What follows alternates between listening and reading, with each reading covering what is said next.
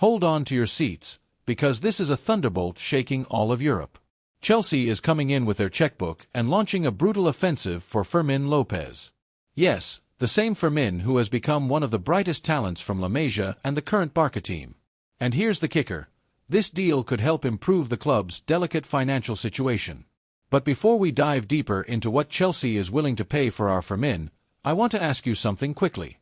Hit like, subscribe, and turn on notifications, because here on this channel, we defend Barça without filters and without restraints. No Madrid, no Premier League, nothing. Just the truth, just the cool voice. Let's be clear, Barça needs revenue. It needs financial breathing room, and an offer of this magnitude seems tempting. But here's the question. Is it worth sacrificing a key player for the present and future for a few million euros? Fermin isn't just any La Masia product. He's a footballer who has shown character, a nose for goal, and a personality in crucial moments. This guy doesn't hide. What's happening is that he knows he has the level to achieve more. He doesn't want to be just an eternal substitute, a bench warmer. His ambition is to grow within Barça, to be a protagonist. And here lies the dilemma. The club needs money, the player wants real opportunities, and Chelsea is ready to break the bank to sign him.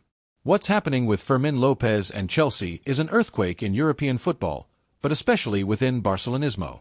The English club has set its sights on one of La Masia's gems and is ready to go all in with a multi-million euro offer. But this story isn't just about money, it's about pride, identity, the future, and a player who doesn't back down when things get tough. The reality is that Barça is still suffering economically. It's still dealing with the fallout from past mismanagement, contracts, oversized transfers, and unsustainable wages. In the middle of this storm, Chelsea appears with a proposal that could provide some immediate financial relief. A temporary fix, a bandage to cover the wound for a few months. Tempting, yes, but at what cost? We're talking about letting go of a footballer who could lead Barca's midfield for the next decade. This isn't an exaggeration. Fermin Lopez has shown hunger, character, and the talent to make a difference. And that's where the most human and real aspect of this story lies. Fermin doesn't want to leave. His desire is to triumph at Barça, to continue defending these colors and become one of the pillars of the club. However, he knows he can't accept a secondary role forever, that he can't be content with watching from the bench. Fermin wants more minutes, more protagonism, more importance within the team, and while he's ready to fight for it, he also knows that if Barça doesn't give him that space, other clubs will. To understand the magnitude of this story, we need to look at Barca's financial situation. The club is in an extremely fragile state. It's no secret, it's a unanimous cry. The accounts are still on the brink of collapse. Revenue isn't enough to fully stabilize the finances, and salary cap issues continue to stifle any possibility of maneuvering. In this context, every tempting offer becomes a trial by fire. Chelsea knows this perfectly, which is why they're going all in for Fermin. Until a few weeks ago, their top target was Xavi Simons, but when that deal got complicated, they turned their attention to a player who combines potential, youth, and, most importantly, availability in a market that isn't currently saturated with quality midfielders. The offer is substantial. Numbers that make your head spin at a time when Barça has no margin for error. But accepting a proposal like this, even if it eases the accounts immediately, is like putting a bandage on a mortal wound. You solve today's problems, yes, but in exchange, you sacrifice an asset that could support the club tomorrow. Is it worth covering debts by selling the player who carries the team's future in his boots? That's the question dividing Barcelonistas.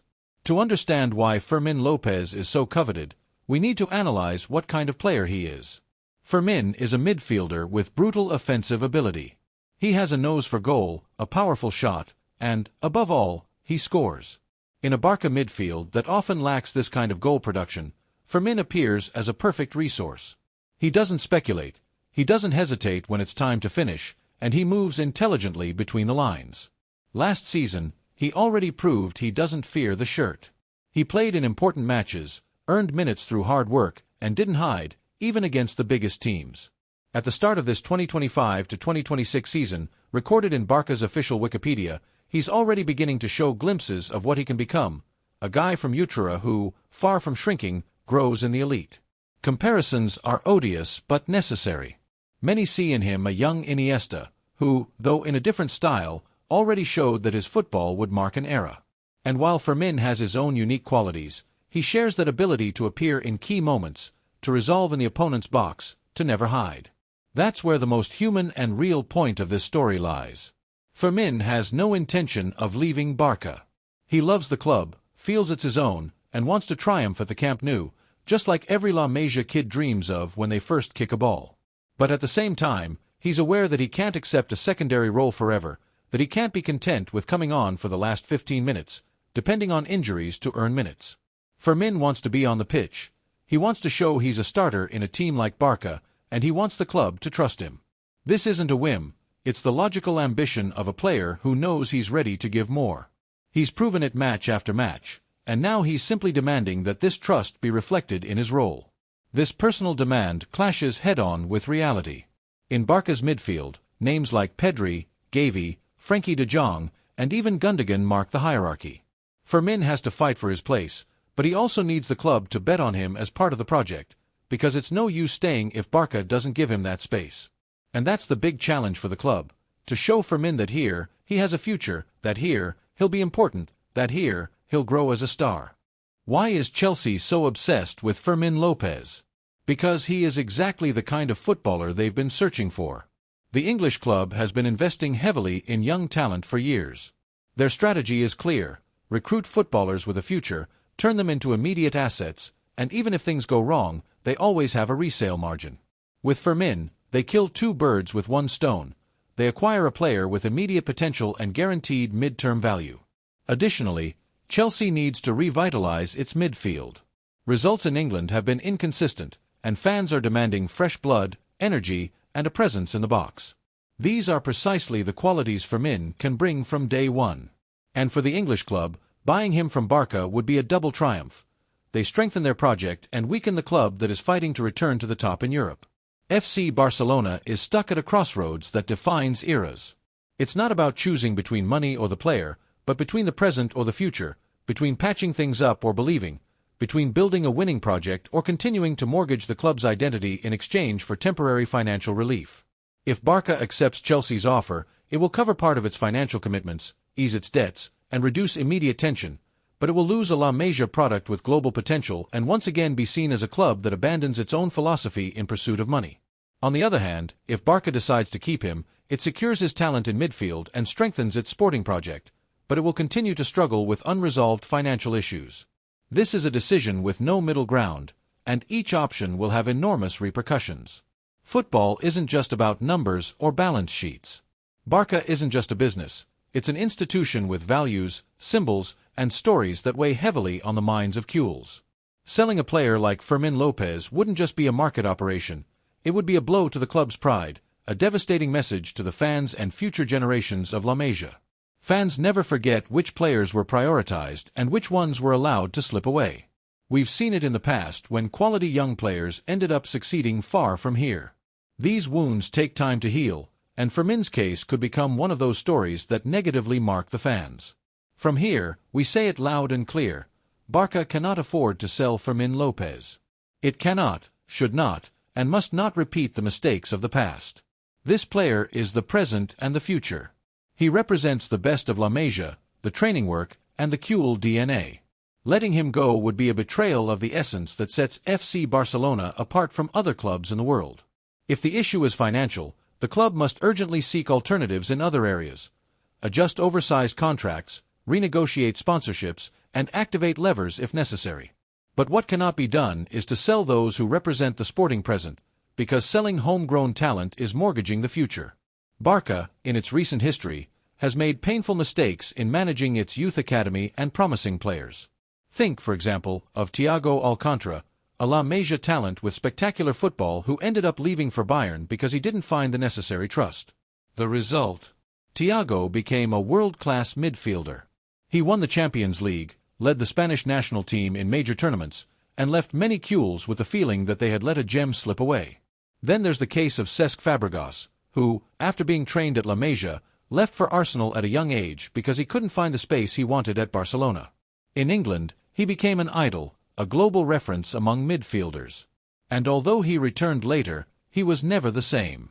Barça, in one way or another, saw its identity weaken because it didn't bet sooner on its own talent. And we can't forget other names like Pepe Reina, who left Barça and became a legend at Liverpool, or even Mauro Icardi, who scored goals for fun in the Blaugrana youth teams and ended up triumphing in Italy. Every time a La Masia player leaves through the door, there's a risk of regretting it. And history teaches us that we almost always do. Fermin could become another painful chapter in this list if the club decides to prioritize money over his talent. Because Chelsea's millions might help survive for a moment, but what truly sustains Barça, what makes it unique, is its ability to trust in its own people, its youth academy, and its symbols. Inside the club, this topic surely generates intense discussions.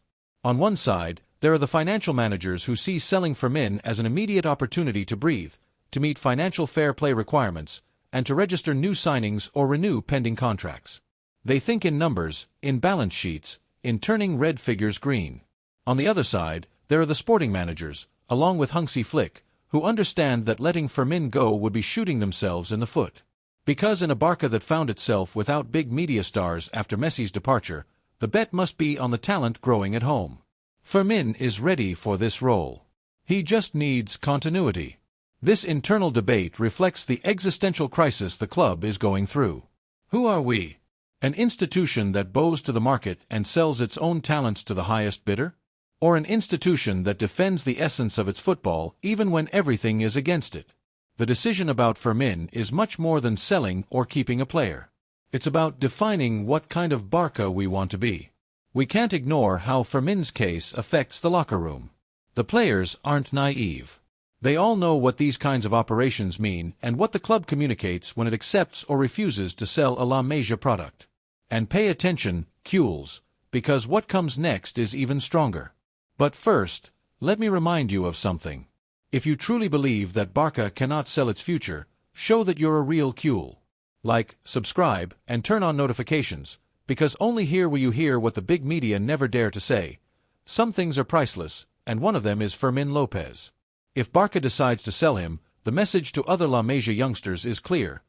No matter how well you perform, if someone pays, you're gone. This signal would deeply affect the young players training today in Barça's youth teams, those who dream of making their first team debut. They would think they're just merchandise, that the club no longer believes in them as it once did. This could destroy the motivation and pride that always came with playing here. It could shatter the very foundation that made this club special. If Fermin stays and is given a leading role, the message would be the opposite. Here, we believe in homegrown talent. Here, we bet on you. Here, you can become a legend. And this message would be an emotional fuel for the entire locker room, for the young players, for the veterans, and for the supporters. If Barça truly wants to build a solid future, it cannot start with a decision that would destroy the trust of its own fans. The love of the supporters is earned with titles, yes, but also with gestures of loyalty to the club's identity. And loyalty now means one thing: Fermin must stay at Barça. Modern football isn't just played on the pitch or in club boardrooms. It's also played in newspaper headlines, on TV shows, in radio debates, in the sports talk shows that flood the airwaves at night, and, above all, on social media, which amplifies every move until it becomes viral. The case of Fermin Lopez and Chelsea's attempt to sign him is the perfect example of how the media machine applies pressure, distorts reality, and, in many cases, conditions decisions that should be purely sporting. From England, a media campaign has already been launched in outlets like Sky Sports, The Guardian, and the Daily Mail. They're presenting Fermin's recruitment as Chelsea's dream operation, a statement signing to rebuild a team that has lost its way in recent times. They describe him as the market's golden opportunity, the young brain of Barça, even the natural heir to the great Spanish midfielders. This portrayal isn't accidental. It's a British media strategy designed to hype up the player just before buying him, generating excitement among their fans and creating the sense that signing Fermin is almost an obligation for Chelsea. In Spain, however, the headlines feel like knives on the skin of Barcelonismo. Sport and Mundo Deportivo have reported on Chelsea's aggressive pursuit with concrete figures. The offer is increasing, the interest is real, and the insistence is becoming unbearable. Meanwhile, from Madrid, other media outlets like Marca or Pro Madrid TV shows don't hesitate to take advantage of the situation to ridicule Barça, painting it as definitive proof that the club is bankrupt, incapable of supporting its own youth academy. This narrative isn't innocent. It aims to undermine the morale of Cule fans, sow doubt, and emotionally wear down the Barça faithful. This media pressure seeps deeply into public opinion. The Barça Soci member, the one who pays their dues, the one who follows the news daily, begins to swallow the narrative that Barça has no choice but to sell. And this is the great danger, that external opinion becomes a self-fulfilling prophecy, that the echo of journalism corners the club into a position where it feels it has no option but to cave. Worse still, many of Barça's recent decisions have already been made under this kind of ambient pressure. The influence of TV and radio debates is also decisive. Programs like El Chiringuito turn every rumor into a storm, every offer into a tragedy. They dissect the numbers, speculate on figures, and dedicate hours of airtime to a topic that should be resolved quietly in the boardroom. Ultimately, Fermin's case isn't just being discussed by the club's leadership, it's being debated by half the country in prime time. This exposure can force the board to act hastily, to do not what is right, but what appears right under media pressure. Then there are the social networks, where the debate is multiplied by 1,000. On Twitter X, millions of comments, threads, and hashtags argue over Fermin. Some cules beg the club not to sell him, others resign themselves to the economic reality, and from England, Chelsea fans celebrate as if the transfer is already done. This viral machine generates a devastating psychological effect. The player himself reads it, his inner circle feels it, his agents observe it, and all the while, Barça remains exposed, unable to control the narrative. None of this is accidental. Big clubs like Chelsea know how to use media pressure as a negotiation tool. They leak figures, exaggerate rumors, and plant stories in friendly outlets to force the other side into making hasty decisions. Every day that Fermin's case dominates headlines in Spain and England is another day where the idea that his departure is inevitable takes root, slowly eroding fan morale and conditioning the board's decisions. But here, Barça must be smart, must be rebellious, must stay true to itself. We cannot allow the headlines from London or the debates in Madrid to decide the future of La Masia. We cannot accept that a homegrown player, who feels the crest in his blood, who fought to reach the first team, is treated like mere media bait.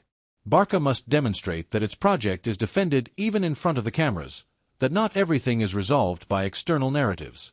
Because if we give in to this pressure, the damage won't just be sporting or economic, it will be reputational, institutional, and emotional. The message will be clear: Barça is recruited from newspaper headlines. Barça is bought on TV panels. Barça is pressured until it cracks. And that would leave an extremely dangerous mark on the club's future.